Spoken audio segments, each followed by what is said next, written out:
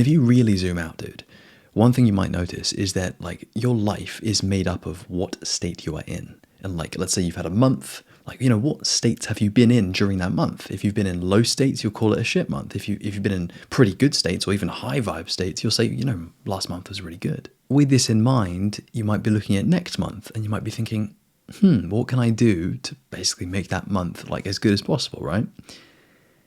And, if you really get honest with yourself, you'll realize like, dude, it's the momentum. I need some of that momentum.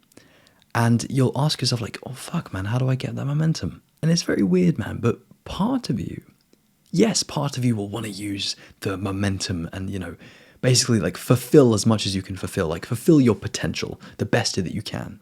But part of you might actually want to go back to the kind of melancholic, lower vibe, almost depressed place, because there is some kind of weird, twisted enjoyment in being there.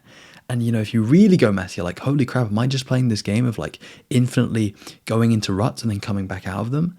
And you're like, well, is this just my life? Right? And you'll probably think about it quite deeply, man, like, because part of you will weirdly like that. And part of you will weirdly enjoy the cycle of like being disciplined, having momentum, losing yourself, getting into a rut, and then, kind of just trying to find momentum again, right?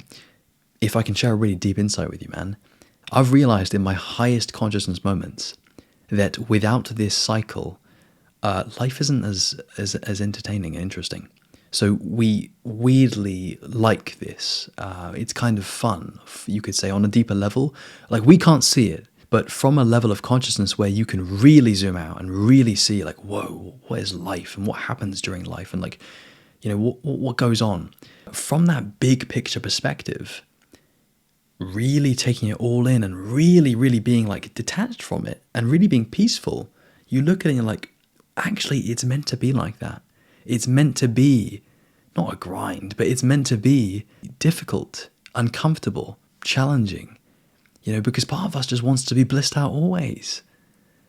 And yet, if you feel that, if you experience bliss, like in a really, really powerful bliss, you wouldn't believe it, but part of you will subtly miss the game that you used to play where you'd be going back and forth between higher states and lower states, momentum and not momentum. It's very deep, this stuff, and you only come to appreciate this kind of insight when you really step back, when you really raise your level of consciousness and like look at your life and see it through this conscious lens.